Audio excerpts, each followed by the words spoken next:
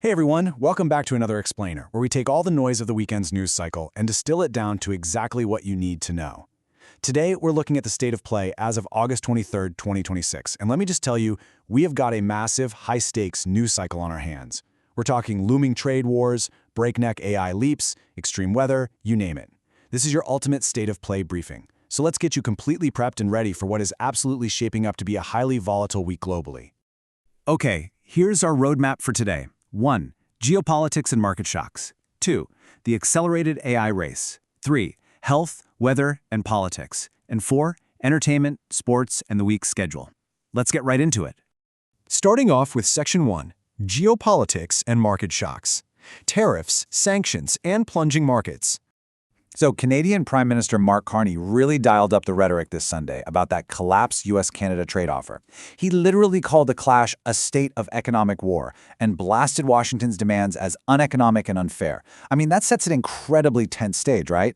And back in Canada, it's getting heated too. The Conservative Party is actively demanding the government publish the full, transparent details of that very U.S. offer that fell apart on Friday. We're looking at a profound diplomatic and economic standoff happening right on the border.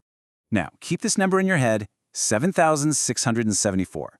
That was the S&P 500 close on Friday. And it basically capped off the first losing week for the index in 3 weeks. And it perfectly captures the financial anxiety out there. Traders are essentially holding their collective breath. They're bracing for Monday's tariff-shocked open. This escalation has just injected a massive dose of uncertainty onto trading desks worldwide. Just to map out how these cascading events are playing out, it all started Friday when the U.S. offer officially collapsed, which brings us directly to Monday, where markets reopen completely wrapped in thick uncertainty. But the real horizon line you need to circle on your calendar is September 8th. That is the day Canada's 50% retaliatory tariffs actually kick in. So this isn't just theoretical tough talk, we are looking at a scheduled economic impact that businesses are scrambling to model as we speak.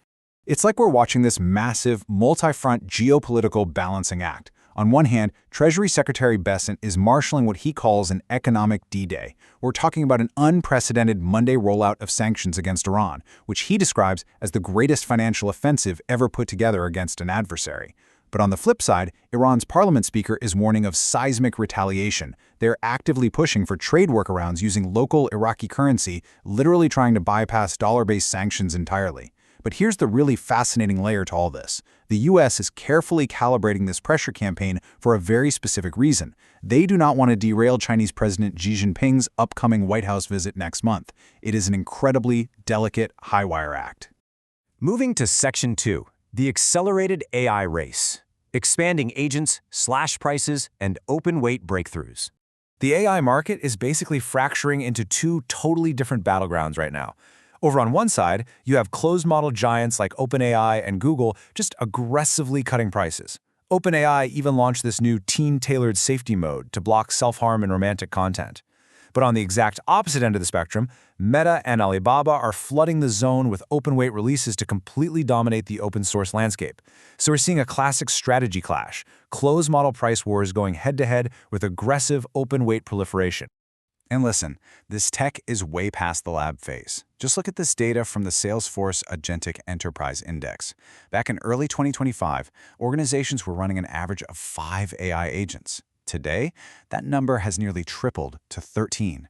We have officially moved out of the experimentation phase and right into explosive, real-world integration across the enterprise sector.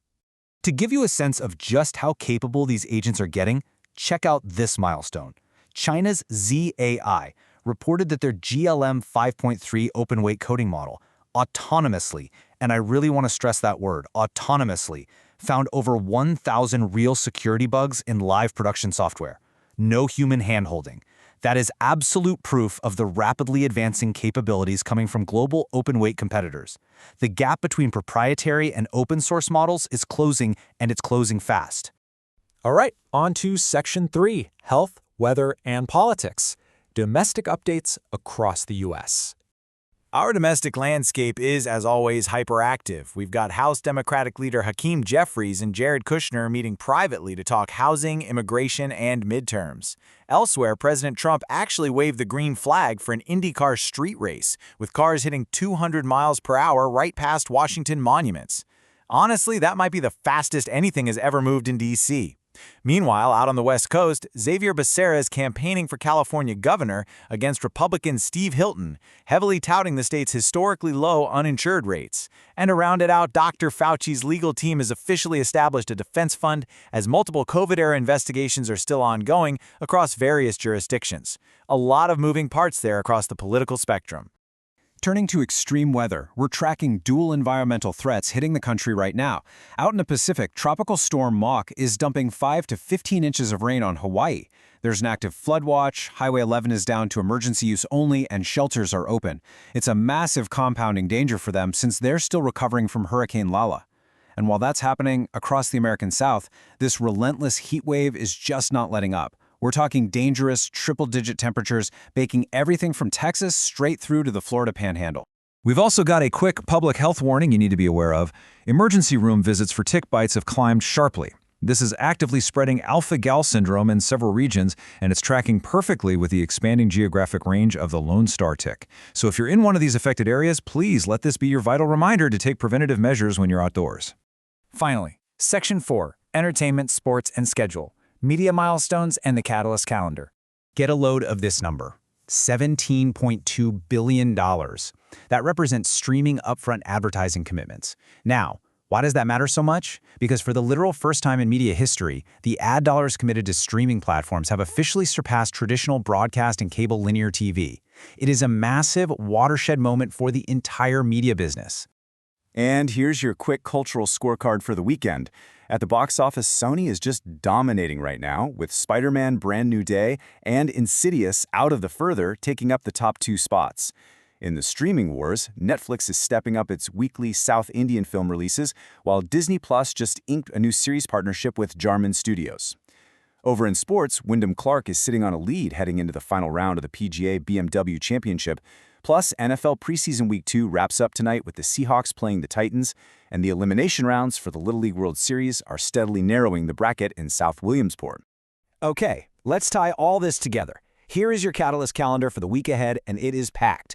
Monday is critical. We get the exact details of Besant's Iran sanctions at 2 p.m. Eastern, and of course, markets are going to be reopening after that U.S.-Canada tariff shock. Then, fast forward to Wednesday, NVIDIA reports their Q2 earnings.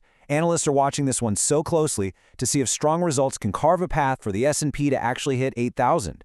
Finally, Thursday and Friday bring the Jackson Hole Symposium. All eyes are going to be on Fed Chair Warsh's debut speech there, which happens just 19 days before the September FOMC meeting. So literally every single topic we covered today feeds straight into this timeline. Which leaves us with this final thought.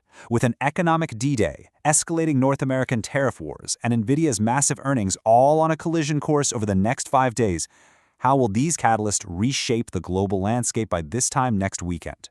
Thanks so much for joining us for this explainer, everyone. Stay alert, and we will see you on the other side of this explosive week.